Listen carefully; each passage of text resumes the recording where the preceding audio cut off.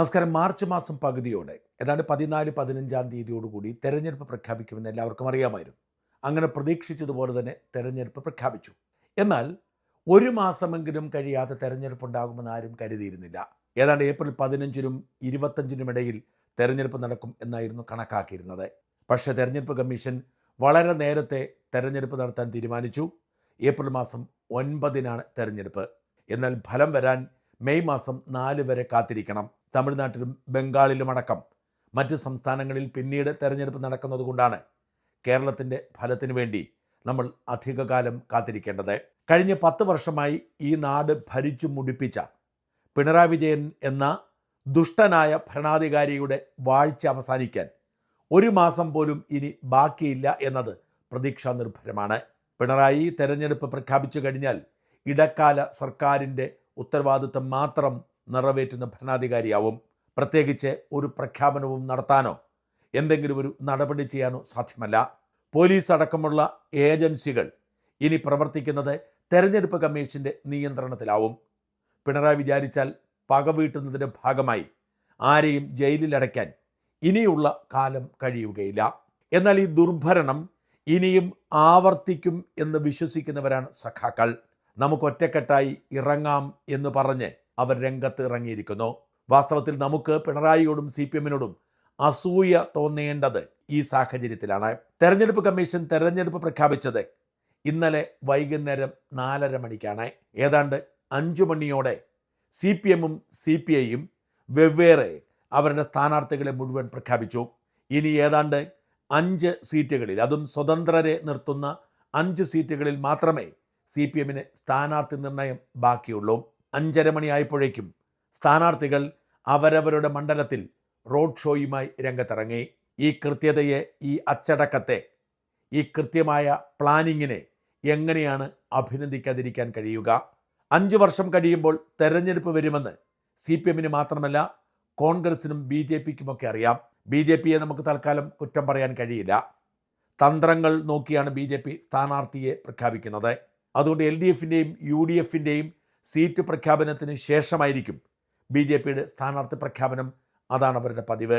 അതേസമയം BJP-യുടെ ഉറച്ച സീറ്റുകളിൽ സ്ഥാനാർത്ഥികൾ ഇതിനോടകം തെരഞ്ഞെടുപ്പ് പ്രചരണം ആരംഭിച്ചിട്ടുമുണ്ട്. എന്നാൽ കോൺഗ്രസിൻ്റെ അവസ്ഥ എന്താണ്? ഇപ്പോഴും മുഖ്യമന്ത്രി ആര്, സ്ഥാനാർത്ഥി ആര് എന്ന കാര്യത്തിൽ തർക്കം തുടരുന്നു. ഏതു നിമിഷവും സ്ഥാനാർത്ഥികളെ പ്രഖ്യാപിക്കാൻ ഒരുക്കമാണെന്ന് ജനുവരി മുതൽ പറയുന്നതാണ് പ്രതിപക്ഷ നേതാവ് VD സതീശൻ. തങ്ങളെല്ലാവരും ഒറ്റക്കെട്ടാണെന്നാണ് ഇവരൊക്കെ ഇതുവരെ പറഞ്ഞുകൊണ്ടിരുന്നത്. എന്നാൽ സ്ഥാനാർത്ഥികളെ പ്രഖ്യാപിക്കേണ്ട സമയമായപ്പോൾ മുഖ്യമന്ത്രി കസേര ലാക്കാക്കി നേതാക്കന്മാർ ഭിന്നത രൂക്ഷമാക്കിക്കൊണ്ടിരിക്കുന്നു. മുൻ KPCC പ്രസിഡന്റും കണ്ണൂർ MP-യുമായ സുധാകരൻ്റെ പ്രശ്നം പരിഹരിക്കാൻ ഹൈക്കമാൻഡ് സമയം മാറ്റിവെച്ചിരിക്കുന്നു. സുധാകരൻ സീറ്റ് കിട്ടിയില്ലെങ്കിൽ തലവേദനയാക്കുമോ എന്ന ആശങ്ക കോൺഗ്രസ് നേതൃത്വത്തിനുണ്ട്. സുധാകരന് സീറ്റ് നിഷേധിച്ചാൽ കണ്ണൂരിൽ മാത്രമല്ല പേരാവൂരിൽ KPCC പ്രസിഡന്റിൻ്റെ വിജയവും അനിശ്ചിതത്വത്തിലാകും എന്നാണ് റിപ്പോർട്ടുകൾ. KPCC പ്രസിഡന്റ് സണ്ണി വക്കീലിനെതിരെ സാക്ഷാൽ ശൈലജ ടീച്ചറിനെ തന്നെ രംഗത്തിറക്കി CPM പയറ്റാൻ ഇറങ്ങുമ്പോൾ കാലിടറുമോ എന്ന ആശങ്ക കോൺഗ്രസ് നേതൃത്വത്തെ വലയ്ക്കുന്നു. അതേസമയം 86 സീറ്റുകളിലും സ്ഥാനാർത്ഥികളെ പ്രഖ്യാപിച്ച CPIM 56 MLA-മാരെ തുടരാൻ അനുവദിച്ചു. 9 മന്ത്രിമാരും മത്സര രംഗത്തുണ്ട്. 2 പോളിറ്റ് ബ്യൂറോ അംഗങ്ങളുടെയും ഭാര്യമാരെ CPIM രംഗത്തിറക്കിയിരിക്കുന്നു. PK ശ്യാമളയെയും P ബിന്ദുവിനെയും ചോദ്യം ചെയ്യാനോ പ്രതിഷേധിക്കാനോ ആരുമില്ല. CPM-ലെ ഏറ്റവും ജനകീയ നേതാക്കളിൽ ഒരാളായിരുന്ന ഷംസീറിനെ അകാരണമായി സീറ്റ് നിഷേധിച്ചിരിക്കുന്നു. മുഖ്യമന്ത്രിയായി പോലും പരിഗണിക്കപ്പെടുന്ന ശൈലജ ടീച്ചറിനെ ഉറച്ച സീറ്റിൽ നിന്നും മാറ്റി അവിടെ താരതമ്യേന ജൂനിയറായ ഒരു യുവ നേതാവിന് കൊടുത്ത് കോൺഗ്രസിൻ്റെ സിറ്റിംഗ് സീറ്റിലേക്ക് മാറ്റിയിരിക്കുന്നു. തോൽവി ഭയം മൂലം താൻ മത്സരിക്കുന്നില്ല എന്ന് പലതവണ പറഞ്ഞിട്ടും ഡോക്ടർ KT ജലീലിനെ വീണ്ടും രംഗത്തിറക്കിയിരിക്കുന്നു. CPM ഉറച്ച സീറ്റ് നൽകും എന്ന് പ്രതീക്ഷിച്ച് കോൺഗ്രസ് പാർട്ടിയെ വഞ്ചിച്ച് CPM-ലേക്ക് പോയി രാജാവിനേക്കാൾ വലിയ രാജഭക്തി കാണിക്കുന്ന ഡോക്ടർ P സരിനെ സീറ്റ് നിഷേധിച്ചിരിക്കുന്നു. പെണ്ണുകേസിൽപ്പെട്ട KN ഉണ്ണികൃഷ്ണനെ വൈപ്പിനിൽ നിന്നും തൃപ്പൂണിത്തറയിലേക്ക് മാറ്റിയിരിക്കുന്നു. പാർട്ടിയുടെ ഏറ്റവും കരുത്തുറ്റ നേതാവെന്ന് കരുതിയ M സ്വരാജിന് സീറ്റ് നിഷേധിച്ചിരിക്കുന്നു. ഇത്തരത്തിൽ CPIM അവർക്ക് ഇഷ്ടമുള്ള തീരുമാനമെടുത്തിട്ടും ഒരു എതിർ ശബ്ദം പോലും ഒരിടത്തുമില്ല എന്നോർക്കണം. അപ്പോഴാണ് കോൺഗ്രസ് പാർട്ടി ആരെ എവിടെ മത്സരിക്കണം എന്നറിയാതെ വെള്ളം കുടിക്കുന്നതും വിഷമിക്കുന്നതും. തിരുവനന്തപുരത്തിൻ്റെ കാര്യമെടുക്കുക.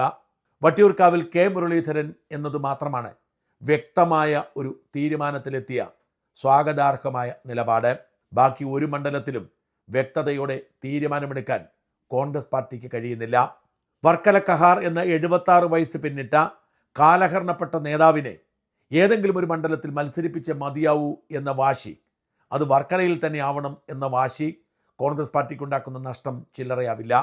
വർക്കലയിൽ കഹാർ മത്സരിച്ചാൽ ശിവഗിരി മഠത്തിൻ്റെയോ ഈഴവ സമൂഹത്തിൻ്റെയോ പിന്തുണയില്ല എന്ന് മാത്രമല്ല, മുസ്ലിം സമുദായത്തിൽ പോലും അതൃപ്തി ഉണ്ടാവാം.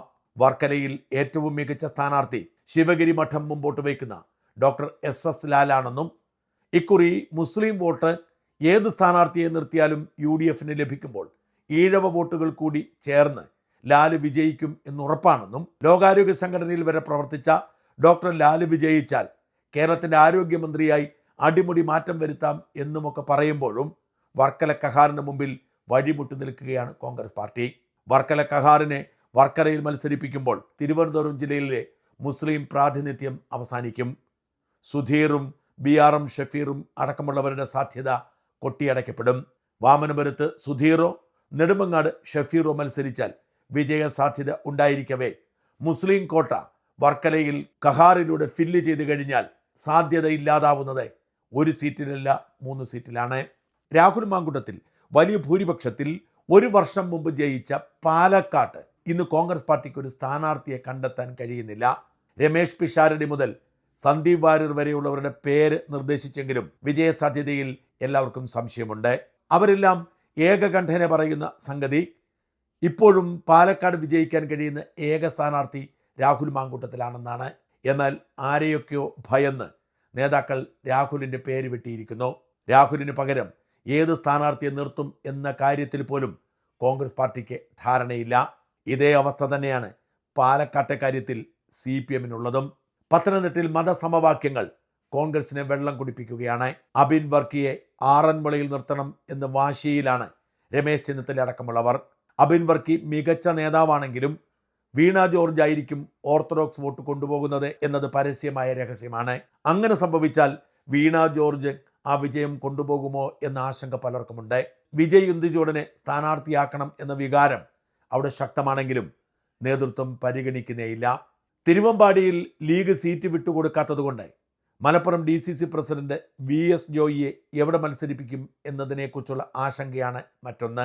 ജോയിക്ക് സീറ്റ് വേണം എന്ന വാശി മലപ്പുറത്തെ കോൺഗ്രസ്സുകാർക്കുണ്ടെങ്കിലും ജോയിക്ക് പറ്റിയ സീറ്റുകളൊന്നും ബാക്കിയില്ല.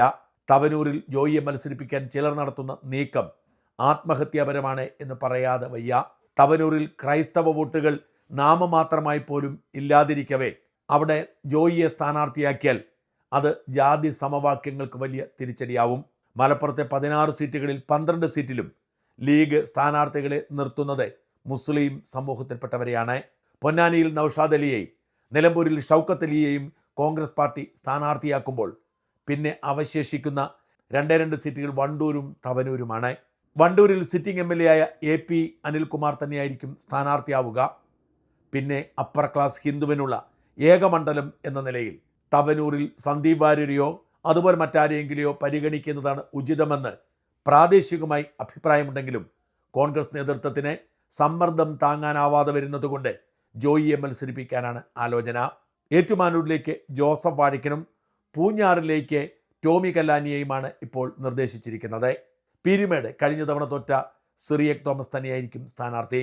കേരള കോൺഗ്രസുമായുള്ള സീറ്റ് തർക്കം ഇതുവരെ പരിഹരിക്കാൻ കോൺഗ്രസ് പാർട്ടിക്ക് കഴിഞ്ഞിട്ടില്ല എന്നോർക്കണം.